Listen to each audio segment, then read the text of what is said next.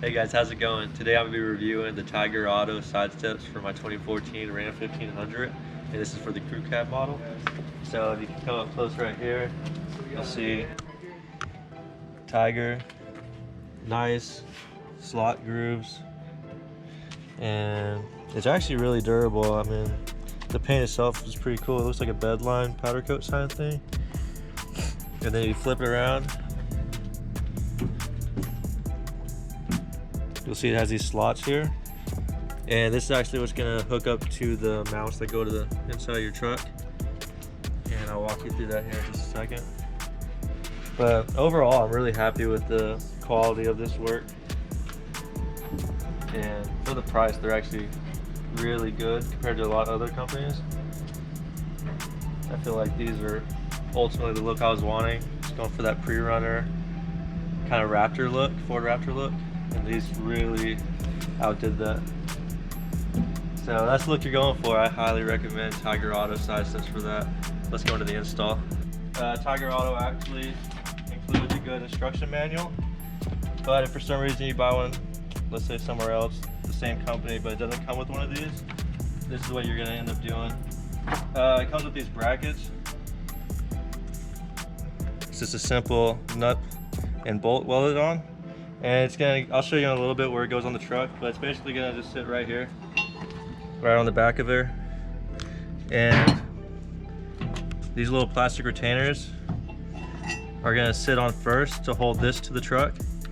That's a gapping, and then it's gonna flow on like that. And then after it's in, it's gonna come with all this hardware right here. This looks like a lot, but I'll show you where it all goes. Simple, you just get little 8mm bolt, your washers, the lock washer and nut, and I'll show you where it all goes. So let's go install this one right here.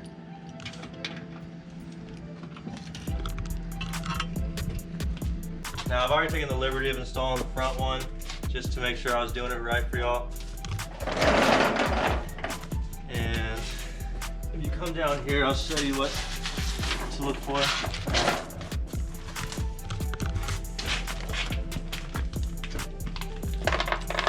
Alright, so what you're going to want to look for, or what you're going to do first, is you're going to make sure both bolts are in, because you're going to want to hold this end while you position this side in. And come over here. Originally right here, there's going to be a cover like this right here, and you're going to take it off. And the reason why you take it off is you're going to want to route this through the big hole. And the middle one's always the hardest one. That's what I've noticed for these. There. And then once you do that, grab a hold of it good. And I usually put the plastic retainer on at this point, just so it doesn't fall. Alright, now that that's in, you can take out your 8mm bolt, slide the piece where you want it, put it back in for positioning.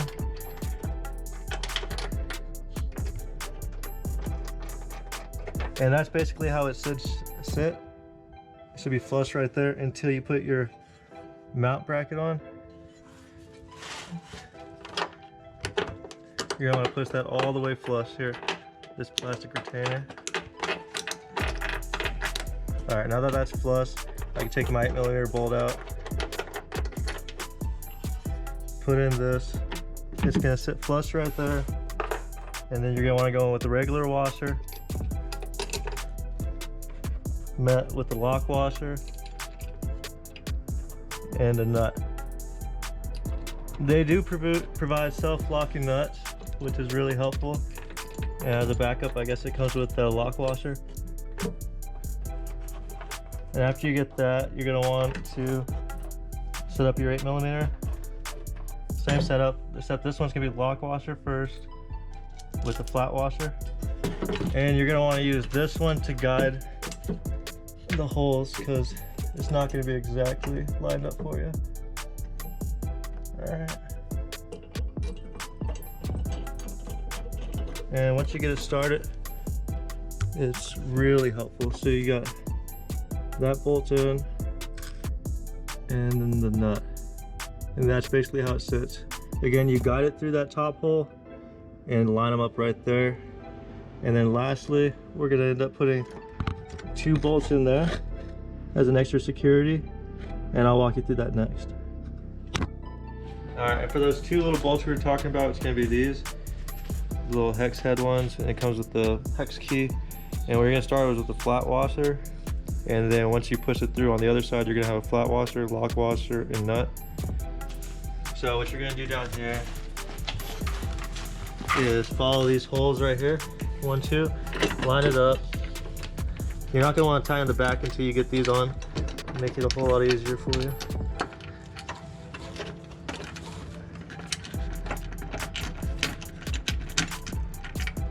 Okay.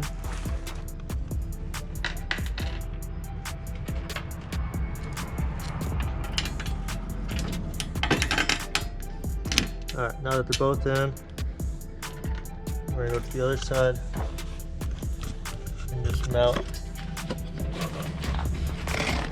You're going to mount the flat washer, then the lock washer, and the nut itself.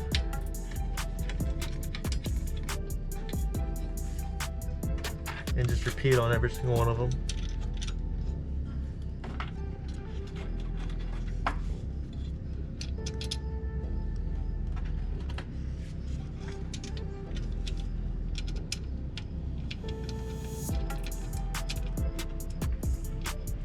Alright, and I usually wait to tighten it all down until all 3 of them are put in. It's going to be the same exact process for all 3. We're going to go ahead and install the back one. And if you haven't noticed, they're pretty aligned, right? So this one has about 2 inches length, 2 to 3, and that one's going to be back. The front one is reversed. It's going to have 2 to 3 on this one, and the middle one's very short. So it's pretty hard to misidentify, but I assume that if you put it in the wrong spot, it wouldn't line up. Yeah, so we're going to install this one now. Alright, for this one it's going to be the same. You're going to get your 8mm bolt, put it through to have a grip on it. And again, the reason for that is when you align it.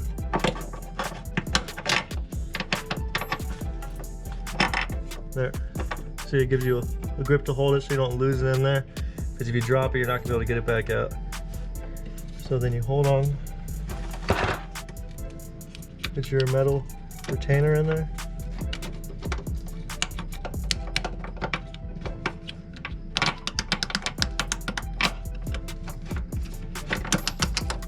Alright, once that's in, you can remove this 8mm bolt. It's not going to go anywhere now.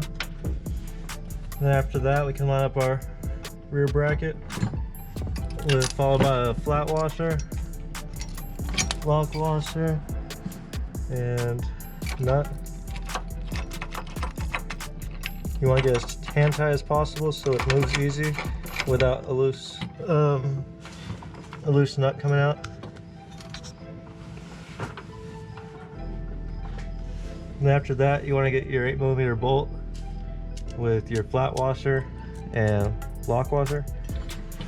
Get it, see it right. Move it around until you see the nut plate in the back, and then just feed it through. These all screw on very easy, which makes the install a lot faster.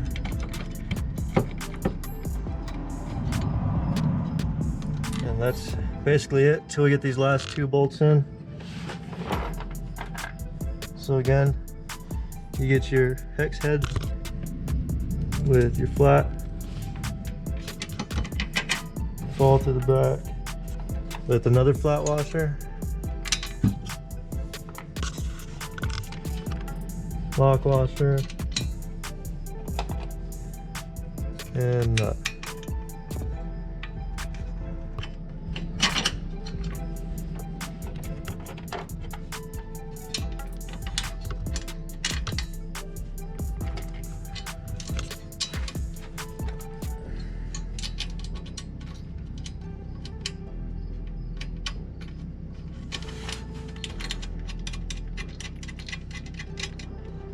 And that's it until you tighten it all down, which you're going to want to tighten it down before you put the side step on, just so it's solid. But other than that, that's your install for the mounts to the body. Now that we have all the mounting done to the body, we're gonna move to the side step part. Tyger Auto sends these plates that are welded with bolts, and what you're gonna do with these is go into this railing and slide them in, and that's what's gonna hold it onto the mounting bracket right there. And there's 3 of them for each step, so you can go ahead. And it doesn't really matter how you put them right now. You can adjust them once you put them on the step itself. So now that you've seen this, we're gonna take them back out, and we're gonna line the side step up first.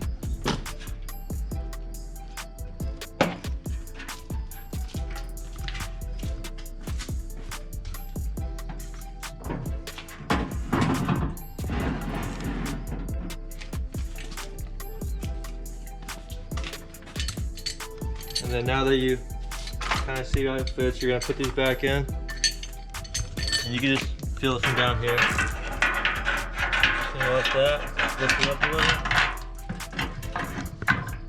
and there it goes. It locked in place. And you can adjust, you can move it back and forth after the bracket's in. It's not definite. You can put the bolts in and adjust it how far back, how far forward, how far out, how far in you want it, which I'll show you in just a minute.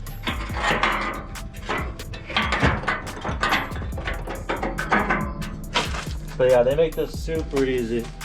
That way you're not holding a side step up while trying to mount it onto the body. Instead, you can just all do it one by one. Alright, so once you get it aligned, these are only going to take a flat washer and a nut. And you're basically just going to put it all the way down here. Oh, I should just keep one in my hand. Alright.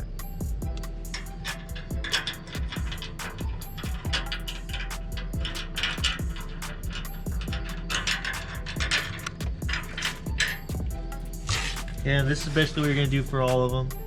Just get them aligned.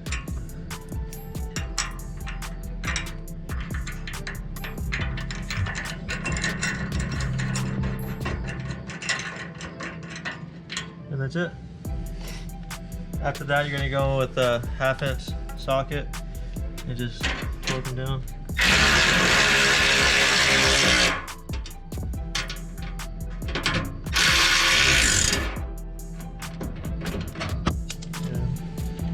That's all you do for all of them. Alright, so here it is after it's all done. I went ahead and gave it a 1-inch gapping all the way through. And you can see it lines up pretty parallel where the start of the beds, and then to the front it's pretty parallel. I did leave about a 1/2-inch gap up front just so my tire wouldn't hit. If you're running a stock setup, you can move it all the way flush. But other than that, it's pretty solid. I like the way it came out. To me, it resembles exactly like a pre-runner look.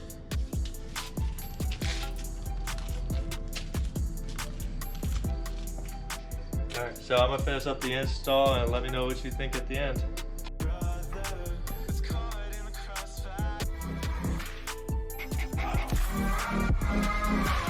Caught in the crossfire.